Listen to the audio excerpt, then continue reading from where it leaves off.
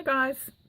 So we've made a few little charms and swatches to go into my Etsy shop, and I just thought I'd show them all to you. So these have been made out of like broken jewelry. So I like to buy bags of broken jewelry from op shops, otherwise they'll just end up throwing them out. But they're really good to buy to pull apart for beads and that sort of thing. You get a really good range, like a big mixture of different type of beads and all that. And some of the pieces are really pretty, and I kind of don't want to pull them apart too much. I mean, a lot of them are broken anyway, so you have to do something, some sort of work on them. But what I've done is I've taken some of the nice earrings or necklaces, and I've just turned them into little boho charms. And what I've done, I've paired it up with just a little boho scrap fabric swatch. So you may have seen I made some trims like this a while back on my channel. If you haven't seen my little boho scrap fabric projects, I'll put some of the links to the main ones down in the description box below. But all they are is just some fabric and all the little itty bitty tiny bits of scrap fabrics. I just sew them on. So just up and down, crisscross, so that they don't fall off. And they make really good little pockets in your boho journals. So if you just glue two sides, you can stick it in your journal like that, and then use it as a tuck spot or a little pocket, or sideways like that, and put something that way. But or cut them up to make embellishments. So I do try and go zigzag all over it, so that if you cut it off, it doesn't unravel or anything. But I've teamed up one little patch with one little charm, and I'll put those into my Etsy shop. Just really, if you've been to my Etsy shop, you'll see that everything is really reasonably priced, because for me, I like to recycle, and this is what I enjoy. I love taking things like scrap fabric or papers or stuff that would normally go into the bin and using them to make something else. And of course, you can't keep everything yourself. There's only so much I can give family and friends. So I end up putting it into Happy Mails or racks, or into my little Etsy shop. So these ones will go into my little Etsy shop, and I'll show you each of them one by one. So I'll list these individually in my shop anyway, so you can see the pictures. But I'm just going to, I don't know if it'll focus with all of those in there. Okay, so this is the first one. This is the patch. And what I've done, I've put them on a little bulb pin, because I don't know what the recipient may use it for. So they may want to make a bigger dangle for a journal, or they may just want to pin it onto, the front journal cover or the spine, or onto your enclosure for the journal. So I've put it on a bulb pin, but if you do want me to swap that out and put it on a lobster clasp, just put a note in the comments at checkout, and I'll put a lobster clasp on for you and take the bulb pin off. Well, I'll probably leave the bulb pin on there. I was just going to pin them onto this for ease of storage and postage. Anyway, so this is the first patch. Sorry, I know I'm going on. I'll try and be quicker. So it's just a mix of all different colours, fabrics. There's lace, yarn, fabric, ribbon. There's some gold string in there. All different sort of fibres. Okay, so the first one is this. Really pretty, so I didn't want to pull this one apart.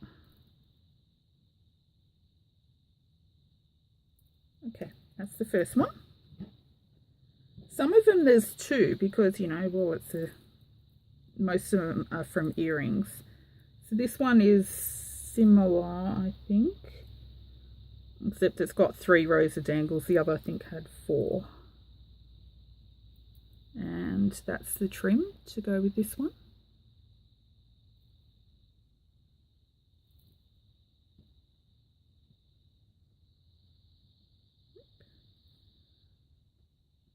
That's the trim for this one.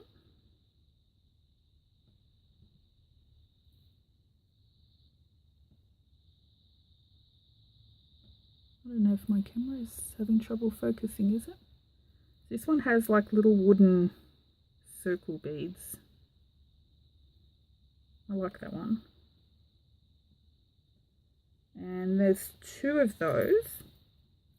But for this one, it was missing one of the little beads in the middle. So I've put a little, I don't know if you can see that, it's like a little coin charm. It's got the same little picture on both sides. So I've put one of those to replace the little wooden bead that was missing in the middle.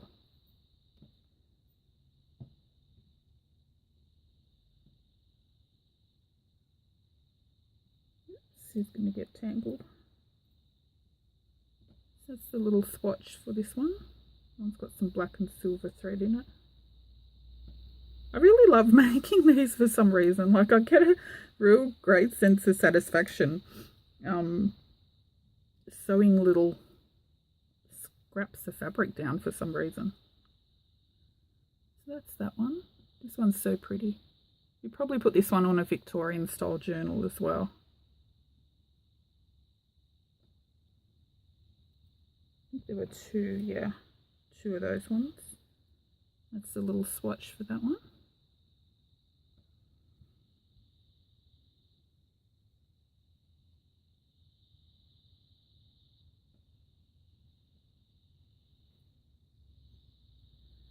Try and speed it up. Swatch for that one.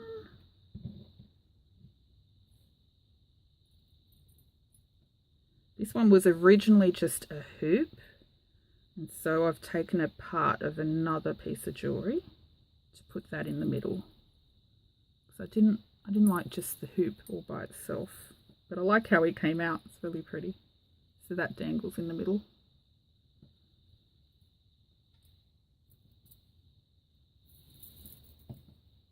The swatch for that one.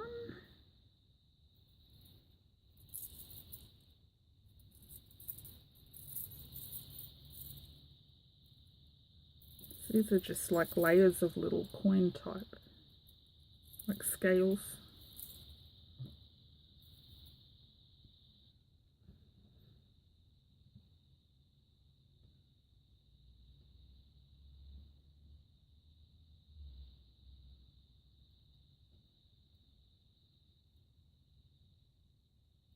This one's really pretty. I like it. I think I've got 2 of those ones. So as you can see, I was going to make 3 or 4 just to get rid of a little bit of fabric because my little bucket is overflowing, and get rid of some of the jewellery pieces. But then I ended up making, I don't know, 10. Actually, there's probably more than 10. This is a long, thin one.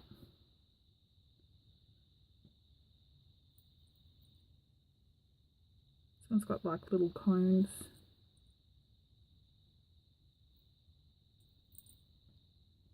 I like that one. That one would be really good on a boho journal.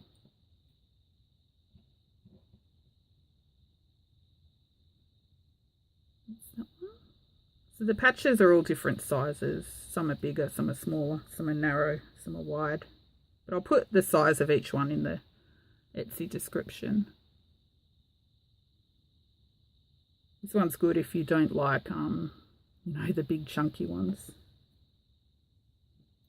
What else? Some patch for that one.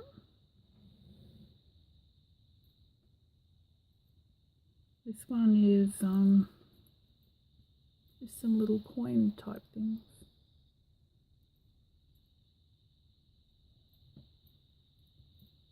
This one's really light as well, so you can even dangle it off a fabric tab from one of the pages in your journal. Little bits of fabric everywhere now. You should see my floor after I make this. There's little bits of fabric like everywhere. This one's pretty. This is wire. Jewelry wire, I think, or jewelry string it's called, I don't know.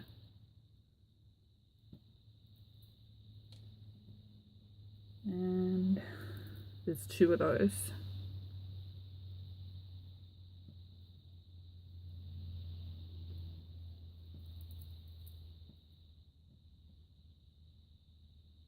It's a long, thin one. And this is actually one of my handmade boho beads. There's a video on that as well. Not a tutorial, just I kind of explained how I do them. They're quite easy to make.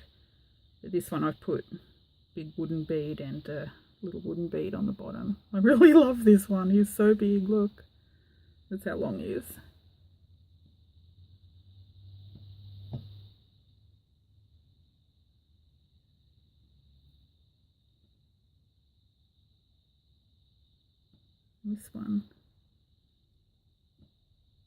This one I feel could even, I don't know, for some reason I feel like it can go on an oriental journal as well.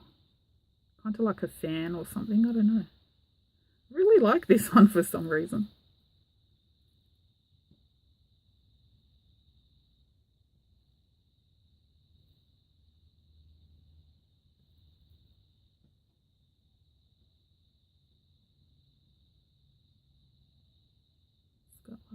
This one could go on a floral journal as well.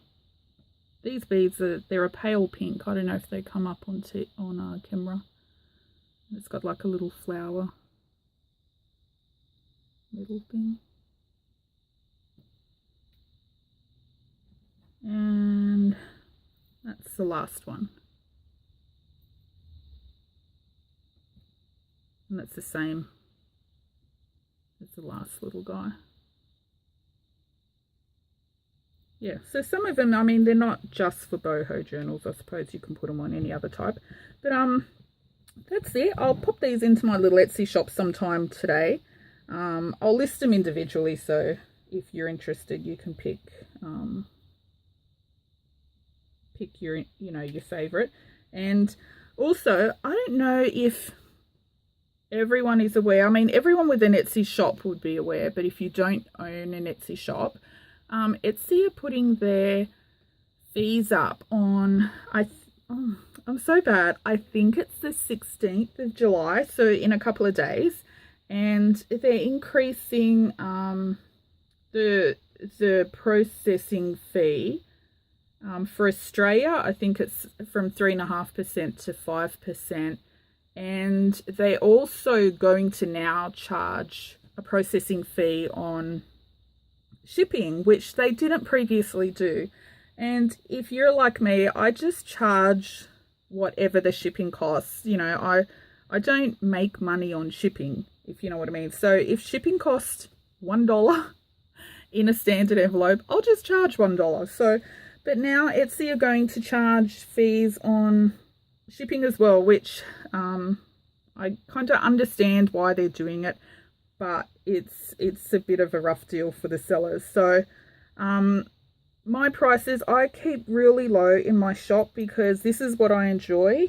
And I've said it before, I'm not out to make money on my shop. I just really enjoy sharing my little creations with people, and especially I want to keep them affordable because I want people to buy recycled and not mass produced wherever they can.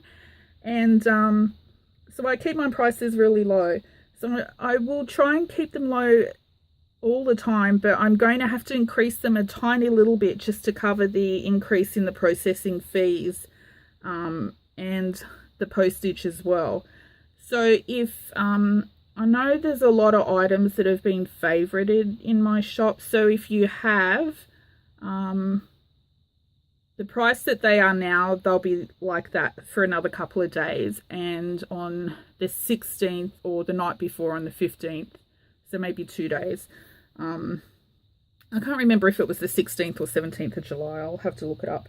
But I'll have to increase them slightly. So if there was something you wanted, get it before the increase. After the increase, I mean, it's not going to be much higher. I know a lot of people are making a really big fuss about it. I think that's because they feel it's so unfair to put processing fee on shipping, and I totally get that. I don't like that idea as well, because, you know, shipping is what it is. You know, you charge whatever you pay at the post office.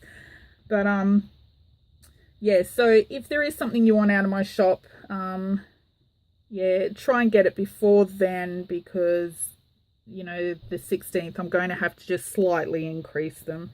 It won't be much, but I suppose, you know, every dollar counts, you know, sometimes, and I don't know, it's a shame, but I suppose Etsy are doing what they have to do. I think the reason they're charging it on postage is because there were some dishonest sellers that, you know, they might have an item that, just say it costs $10. They might list it for $1 and then charge like, you know, $20 shipping. So, because you don't pay a processing fee on the shipping, so what they do is they price the item low and they inflate the shipping cost to get out of processing fees. So I suppose a few bad apples have ruined it for everyone. But having said that, I think Etsy fees are really low anyway, and it's a really easy site to use, and it's quite fun. I really like listing my strange little creations like this on there, and you know, they get sent here, then everywhere. Oh, also, sorry, I know I'm going on, but my Etsy shop, I don't have international shipping enabled for a lot of my items, but I do ship international. If you want to buy multiple items or one item international, just message me through Etsy, and I'll give you a proper shipping price, and then I'll just reserve that item for you and adjust the shipping. And the reason I do that is because it's really hard. In Australia, at least, we don't have calculated shipping on Etsy, so you have to put a price for every shipping item, and that's really hard when people buy multiple items, which is what happens with my shop. So they may buy, you know, 3 or 4 different things, and it's really hard to, you know, guess the shipping price. So I've only enabled it on things like journals or paper products that I absolutely know that the cost of the shipping, and I know that if they purchase another item on top of that, it'll go into a flat rate bag up to a certain weight. So I feel pretty confident. But apparently Etsy are going to bring in something for Australia and the UK later this year. And I'm really hoping it's a calculated shipping price, you know, a solution like they have for the US, because it's so hard to put shipping on for Australia. Anyway, that's it. Sorry I've rambled on. These will be in my little shop sometime today. And thank you everyone for your support. It's been really wonderful. Thanks for watching. Bye.